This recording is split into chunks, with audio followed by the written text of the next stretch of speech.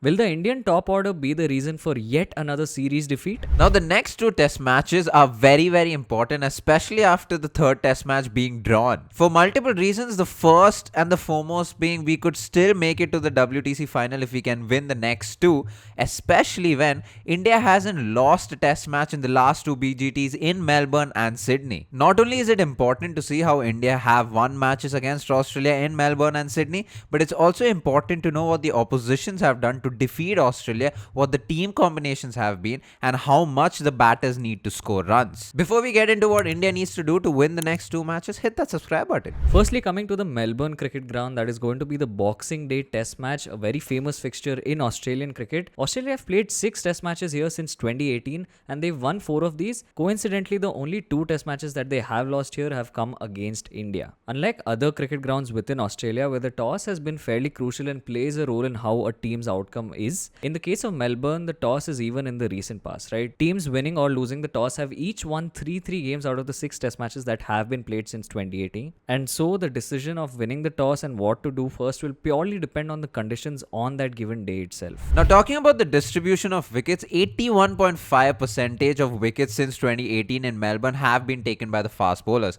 Now, there's a lot of people talking about how India should play 4 frontline fast bowlers, but this has not necessarily been the case by teams playing in MCG. Usually, teams have the combination of 3 frontline fast bowlers, 1 fast bowling all-rounder, and 1 spinner. The only exception being South Africa when they did play those 4 fast bowlers, but they did still lose the match. MCG as a cricket ground and conditions have always suited the fast bowlers more than the batters, because in the first innings their average score as a batter would be around 300 and the second innings score would drop down to 289.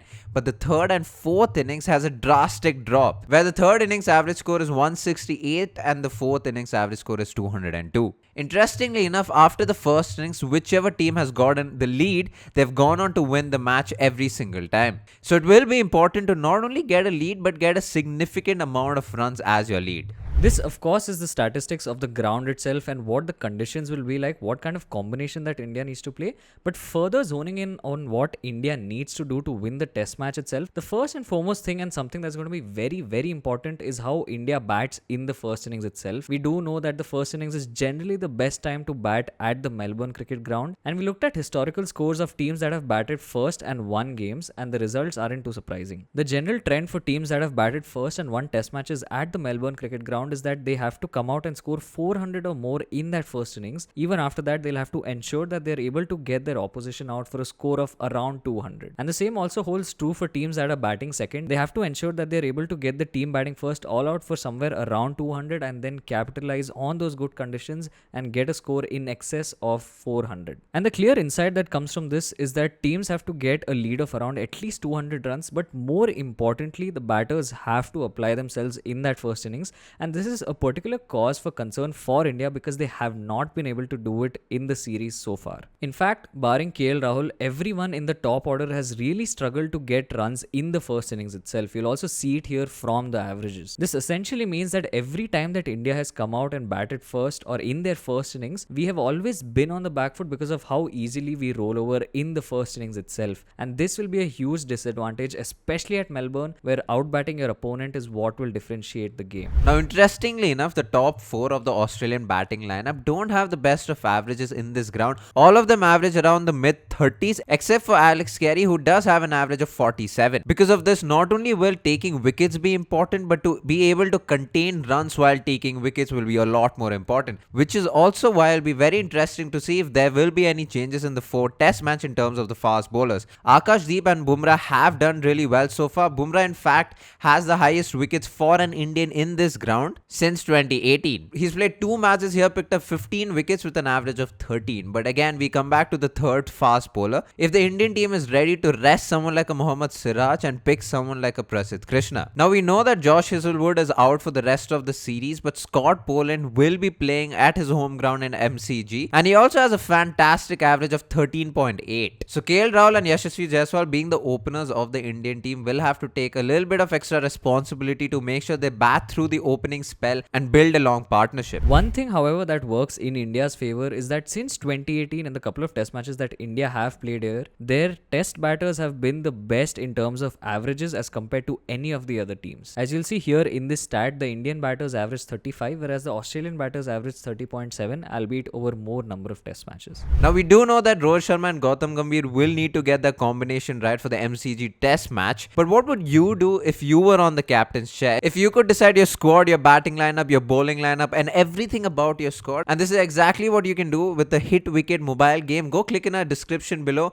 and start playing. You cannot hit 6 sixes and take wickets every ball in this game. You will have to strategize the way KL Rahul is doing in every match in this series. You also have special abilities like the 2x abilities where your 4s can be 8 runs and your 6s can be 12 runs. And this is where you will need to think, would you choose to use that at the start of a chase or at the end of a chase when you have momentum built up? It's strategic, it's addictive and tingles the right part of your cricketing brain. So go down to our description and click on the link and start playing the game. Coming to the 5th test venue, which is the Sydney Cricket Ground, the historic venue which is going to host the New Year's test match, is going to be extremely important for both sides, irrespective of what the result is going to be in the 4th test match itself, because you will have the series on the line. And for India, in case they win at the MCG, they're going to have the WTC final on the line as well. Not only that, Australia will be hoping to get a win here as well, because if they only draw the series, then India will still retain the Border Gavaskar trophy. Now, out of 7 test matches since 2018 at the SCG, there have only been 3 test matches that have produced a result with Australia winning all 3 of those test matches. In the remaining 4 test matches, they've all ended in draws. 25 days out of 110 test matches that have been played at the SCG have been washed out due to rain, and this happens to be the most number of days that have been washed out in any ground in Australia. Now SCG also happens to be one of the most high scoring grounds, also why you see a lot of draws in this ground itself. Like most of the other grounds in Australia, the first innings is the best time to bat in Sydney, with the average first inning score being 423 and the second inning score being 328. Ideally you'd want to win the toss and bat first, but it doesn't really matter because Australia have only won one match since 2018 after winning the toss.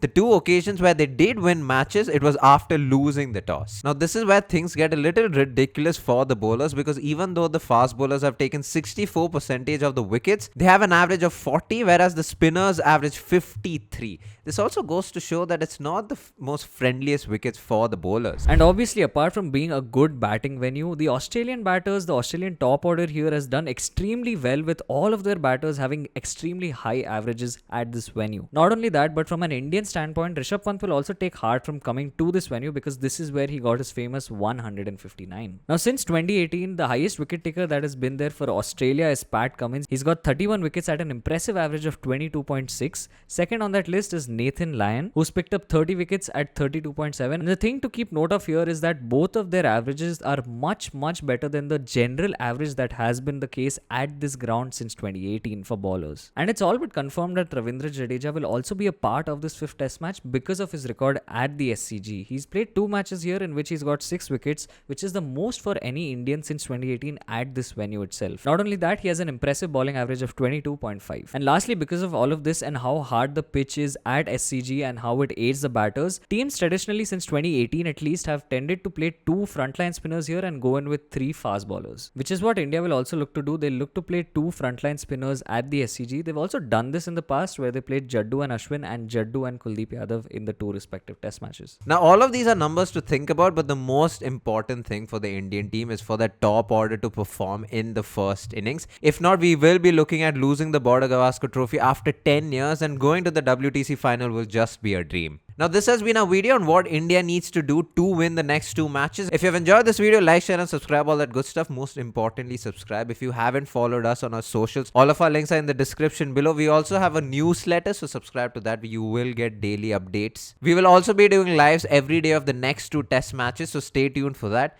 Thank you so much for watching. Peace.